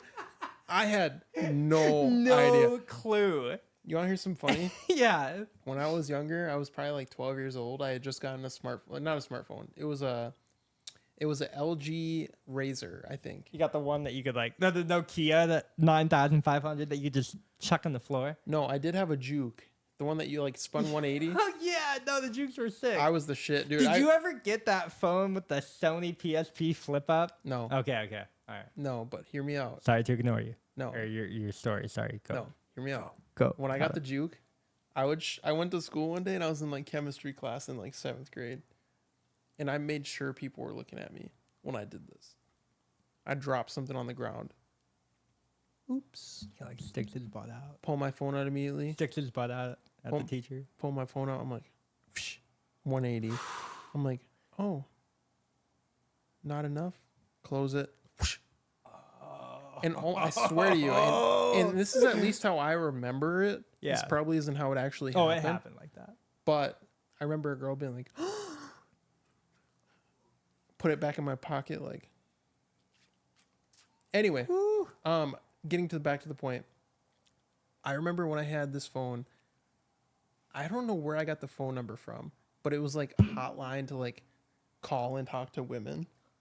I was Like like hot local moms in your area. maybe, I don't know. I was like Right. 13 and my mom ended up paying for the service. Somehow it got billed through like I don't know. I don't know how it worked, but I called. It was a 1-800 number. Talked to this woman, and my mom ended up getting the bill for it on her like her cell phone plan Yeah. back then. I talked to her for like an hour and a half. Like I was spitting game. Like I was like, Sure. it's like, what do you like? And I'm laying in bed, like you ever Just been? get Omega at I that was literally, point. I was literally laying in bed, my feet up against the wall, like Yeah, you had like the broom touching the ceiling. like at this You point, had the broom touching the. Anybody know that? Yeah, you might know that. dude. At this point, I was like, Weird- at weird this point, I was like 4.5 feet tall. Yeah. Like I had nothing to my name. Sure, sure. Like I could barely hold a conversation with an adult. Yeah, but you did. For Yeah, an hour but and a this half. no, but this to me was my testimony to the fact that like, dude, you got game. Talked to this woman for an hour and a half. Yeah. Told her I loved her at the end. She's like, okay, honey, well, I hope you have a good night. She wasn't flirting with me at all. Like, I'm pretty sure she was just being like, She's reading a script, man. no, it wasn't a script. Because I would ask her some outlandish shit like, do you think you can cartwheel without hands? Oh my god. Oh my god. Yeah. You think she could? Well, she told me she could. Yeah. Oh yeah.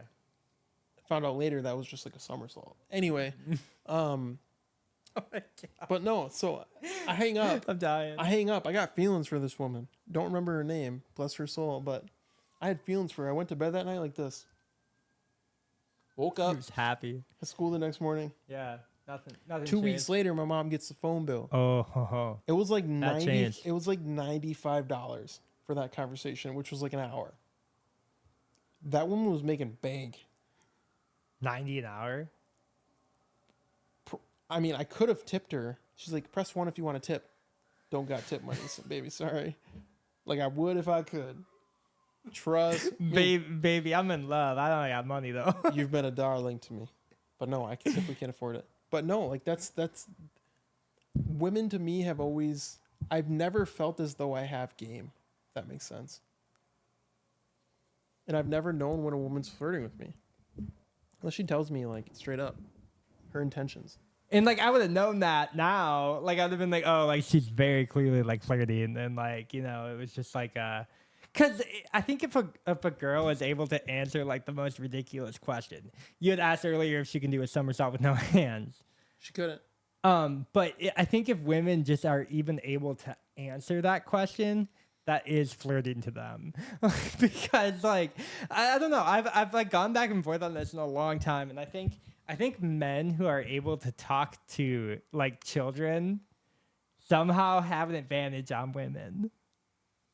Like if you can ask a child like, hey, what would you do with $1 million? Or what would you do if you had 8 legs versus 4 legs? Or what would you do if you had no arms but you were able to use your head as a weapon? And like kids are able to answer that. Somehow hypothetically speaking, you're like better flirting with women in general. Because I'm an ugly mofo, but I'm like able to, I can hold conversation with the opposite gender pretty well. Hypothetically, of course, allegedly. So I came into this extremely late, Brady. I can't attest or deny your claims. You're like, I can neither confirm nor deny. I'm in the But CIA. With that being said, I too believe as though intellectually that there was a point in time, allegedly, that I was, in fact, quite assumably, at a point in my life where I could not talk to a woman. Where are you going? Look at this dude. I got a little bit of water off screen here, and I wanted to use it. No, there was a point. A little bit of used water. There was a point in my life with where hydration. there was a point in my life where I Googled how to talk to girls. And What did it come up with?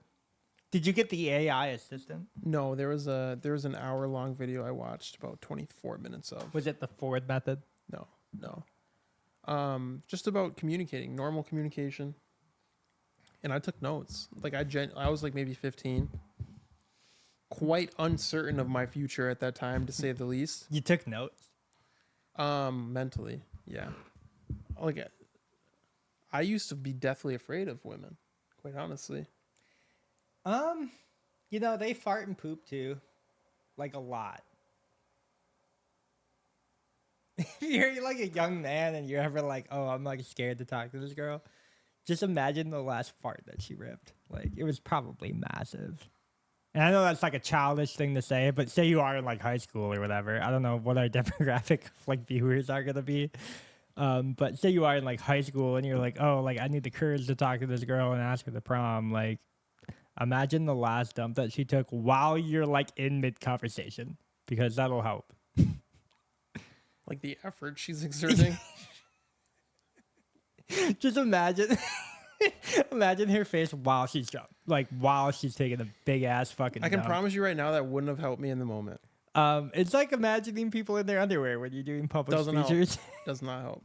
It does help. No, it doesn't. Dude, you're doing a public speech right now. Are you thinking about the audience? No. Maybe that's the trick. Just don't think about When it. the audience is invisible, the audience doesn't exist, in my eyes.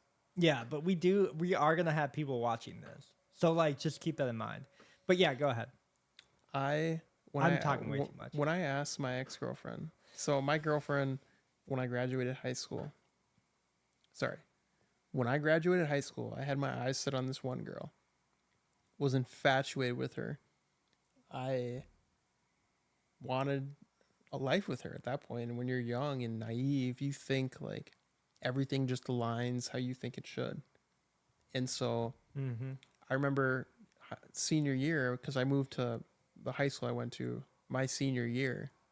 I relocated from Minneapolis area to a small city. Yeah. The edge of Minnesota and Wisconsin. And in my eyes, it's like, this is the girl that I'm going to end up with.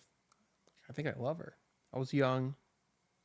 And at that time, she had a boyfriend, but her boyfriend was older. He was in college, and so he couldn't take her to prom. Like he had stuff going on, or I don't know what. I think he played college sports too. And so I was like, okay, this is a perfect opportunity. I'm already her friend. I'm going to ask her to prom. She was in a softball game that night, and I contemplated going over the mic and saying, hey, so and so number, can you go to the middle of the field? Like orchestrating that with the commentating team. And I ended up deciding against it because I was too much of a wimp. So I waited until she went to her car, and I asked her when she went to her car, I said, hey, what are you doing on May 15th? She's like, I don't know. I'm pretty sure that's a Sunday. And I was like, yeah. Dang, she got me. That's the day of Sabbath. I can't do anything. I'm rested. I was like, I'm going to church. And it hit me at that moment. I was like, actually, wait, what are you doing on May 14th or 13th? May 13th. The Friday night. Yeah. What are you doing on the 13th? She's like, oh, nothing. I was like, low key, that played in your favor, by the way. And I was like, do you want to go to prom with me?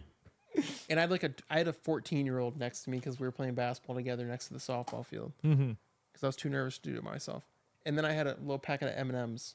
Well, I just gave her the M&Ms afterwards. She's like, yeah, I would love to. And then I gave her the M&Ms. And that was like me. Wait, those are my M&Ms. But that was me flirting. And like I had been playing basketball, so they were my basketball shorts. Like they were like, the consistency of like, I don't know, oatmeal at that point. And I gave them to her, and she's like, oh, thanks. And then 2 weeks later, I was like, hey, do you mind coming with me to pick up a soup? Because I don't know what to get. She's like, yeah, I can do that. So she picked me up. Those M&Ms were still in her car, and I like picked them up in the bag, and they were like one solidified M&M. Yeah. That would have been fucking, it was like an M&M chocolate bar. Oh, yeah. Oh, yeah.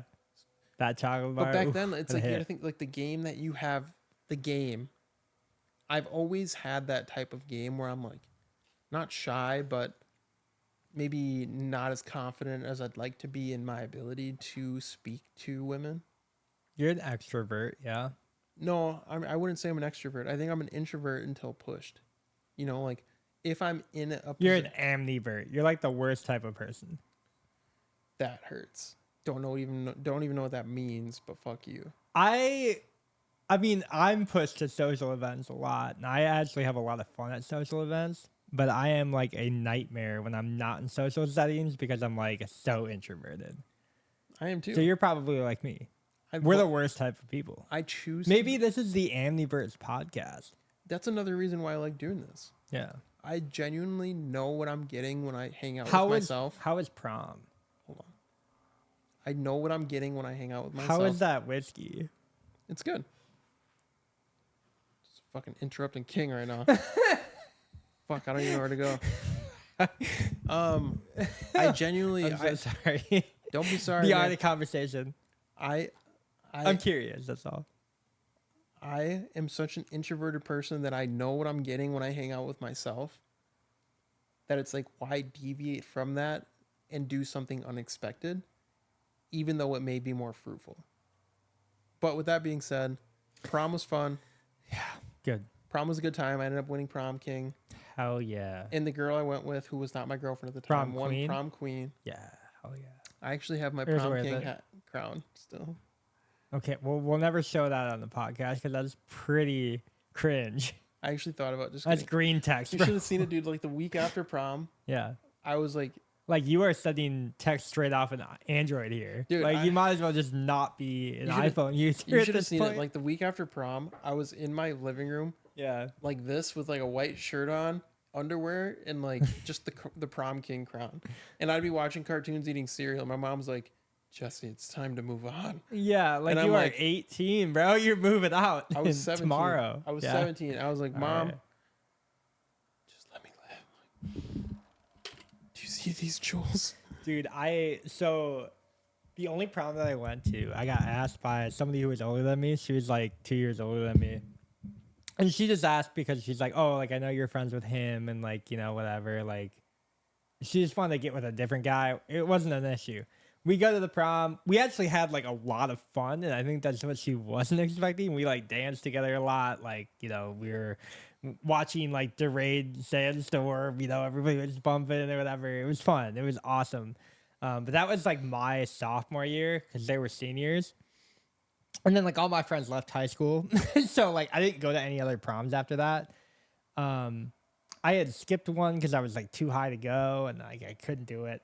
And then but yeah, that was my high school prom experience, right? So I didn't go my last 2 years. I only went sophomore year. I wasn't gonna go either.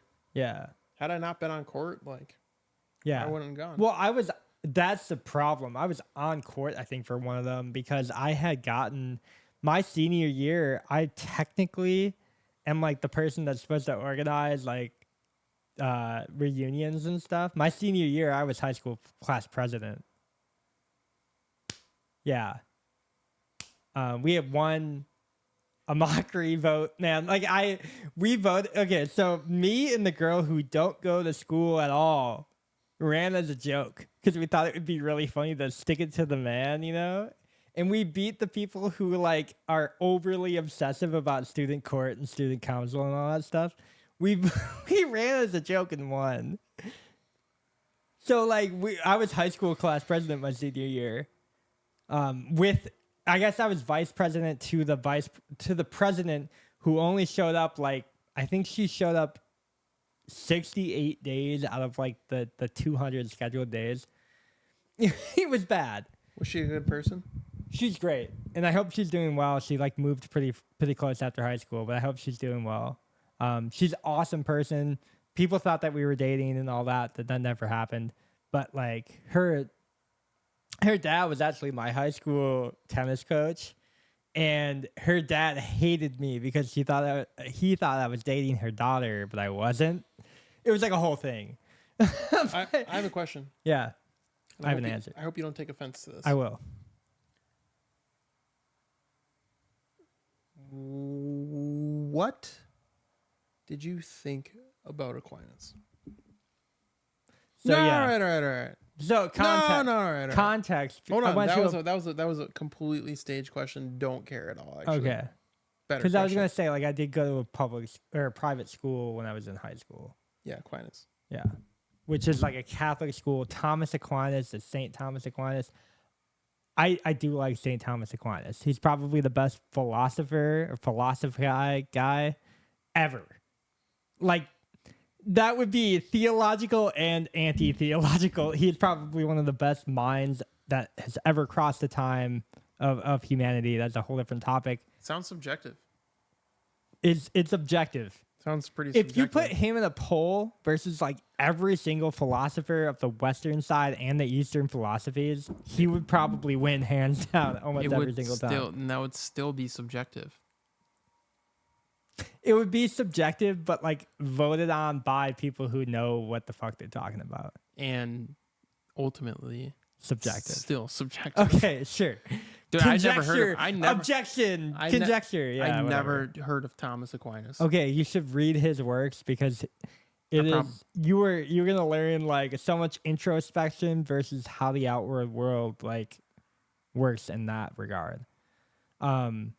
Very big influence on my life, and not because I went to the school. The school introduced me to him. That's cap.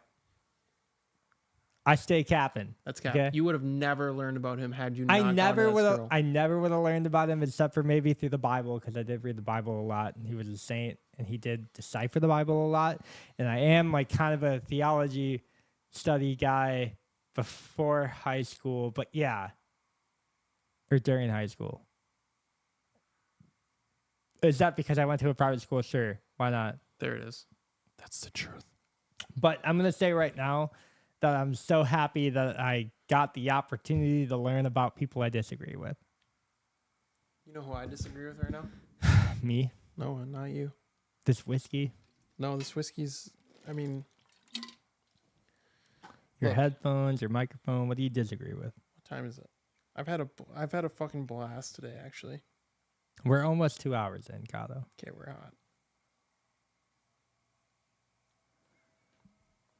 This is time. To end it right now. Are you shitting me right now? Are you pulling my leg? No, I'm kidding. I'm kidding. Yeah, it's time. Okay. So, what is your final thought on? Because you were about to say something. You're like, "Oh, this like take whatever." Here's my Well- thought. Here's my final thought. Yeah, your final thought.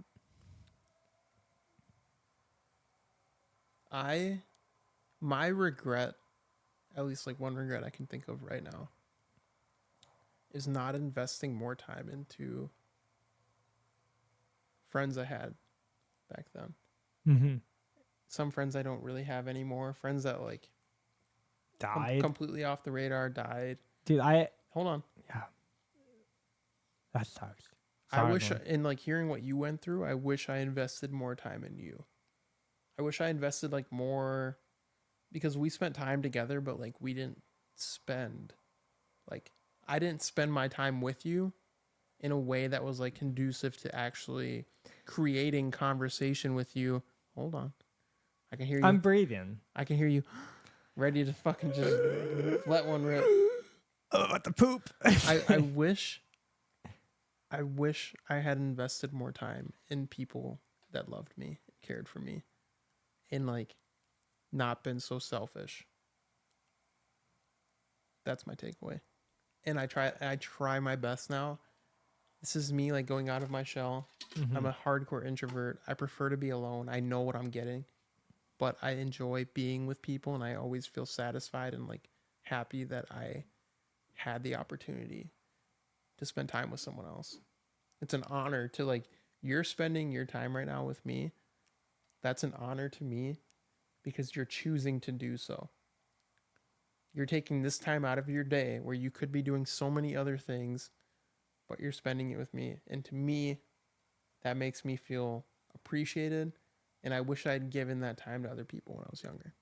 That's my final thought. We'll end it on that.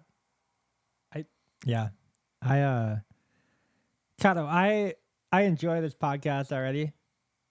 And I'm not even thinking about it like a podcast. It's like it's somebody who I've been a lifelong friend with for a long time. And I feel like we know a lot about each other, but we don't know everything. There's a lot, yeah, that Um, I didn't know, Yeah. and that you don't know. No, and like the fact that you're even saying like, oh hey, like I'm taking the time out for you. In my world, it's like I I am perfectly okay with setting the time aside to talk to Cotto because I think you're like a pretty interesting guy and you're pretty awesome to hang out with. And I'm never like even when we were like drinking back in the day or whatever, like we're always drinking, right? That was the problem probably, but like a little bit of whiskey is probably gonna just be like a social lube in this situation, so that we can actually talk about like things. Fuck it, we Um, don't need that though. Like we probably don't. if it came to But it, if we had like a sober podcast, like it'd be a different thing. But we're not gonna probably have a not. sober podcast. I don't think it would be. I don't think there's any reason for that because we're like the Ope Midwestern podcast. Everybody drinks in the Midwest. I think we have like the highest per capita alcoholics in Wisconsin. Somebody could do the math on that, but I know they're not in Utah. They're definitely over here. And what I would say is like I'm really happy that I can also spend this time with you. I think when we were younger, like I don't know if you can relate to this, but I guess I always felt misunderstood, right? It was always something because I was always thinking like 5 years ahead or like 2 years ahead or 5 years, like, 5 months out. I'm never really thinking like in the moment on a lot of things. I mean, even right now, like my brain is still like, hey, if you like think about ODG and maybe how we can get content out for a content creator I have named Bergsky, like, hey, maybe we can get his content to like podcasting and he wants to go that route. So I'm like even thinking about like overlays for his stream right now as we're talking. But my brain is always running at like a bajillion. I don't know how I do it. I can't actually. And that's why I don't really maintain eye contact as well with a lot of people. But I can tell you this. I think this podcast, even because I know right away you were like, oh, you should like introduce yourself. Dude, I think people are going to know me by podcast 2 or 3, just inherently. And I think that we're going to be able to take this to like the highest level ever. You're like the most fun person I talk to probably in my life. And it's because Man, about to make me yeah, cry. right. And it's because I think I didn't do anything. This was me all day. no, it's Really? you have some aura around you, man, where I really do think that you have this like really you're like tapped in, people have said it about me and I don't know what to say. I don't even know what it means. People are like, oh, like you just seem kind of like in tune.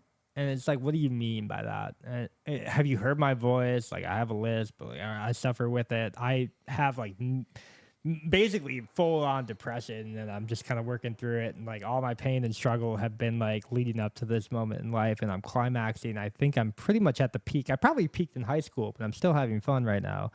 And I think when that little segment you just went on there went hard as fuck. What? kind of throw that all together, and I'm like, okay, so I have a life in front of me right now that I know I can exponentially tap into and achieve everything that I've ever wanted to. And I just hope I'm not sad about it at the end of the day. So I could make $1 million, $2 million, $3 million. And I just hope that I have good friends with me along the way. And Cotto, like I would say, every time I talk to you, and we actually have like a deep heart to heart. Granted, I've cried in front of you before. I think I've cried in front of like maybe 2 of my friends, you and Jay being both of them. But like most of the people that I have in my life have never seen me cry. They've never really seen me go outside of my shell. I kind of do that on purpose, but I think at the end of the day that like if you and I can get to like know each other even better than what we had before, I think that's a win. That's kind of the point of this. Yeah. And I think, but I know it's like weird because we're doing it with like a camera. We're doing it with like microphones. I forgot the camera was here until like literally like 20 seconds I ago. mentioned it. I'm sorry, but I think there's like a weird thing about it. It's like this podcast or whatever you want to like. It doesn't really feel like a podcast, and is because of your aura. I think you draw like some type of magnetism where it's just like, yeah, like this is like a casual hangout session. I don't really feel like I'm on camera. I don't really feel like I'm talking to a microphone, even though you're over there. I'm whispering into a microphone and you can hear me just fine. Yeah, no, and that's the reason I'm here. Like, I genuinely learned so much about you, and I think my biggest thing is like if you spend time with people you care about, I'm sorry. hold on. If you Whoa, spend time okay. with people you care about, you won't go home empty, regardless. It does not matter what you have. If you spend time with people you care about, and you actually care, when you're there, you won't go home empty. That's how I Yeah. feel right now. Like I know I'm not the one leaving after this. Like you're gonna leave, but like I'm gonna feel satiated. Like I'm gonna feel full after this. Yeah. Like I had good conversation with you. I care about you, and like this is just the start of like me getting to know you better. Yeah. I'm sorry I haven't really been. It's not that I haven't been open. It's just like, We don't need to get into that right now. yeah, we We don't will, really have but we time. will. Time is a big thing. Like you said earlier, guys, use it wisely. Ladies, use it wisely.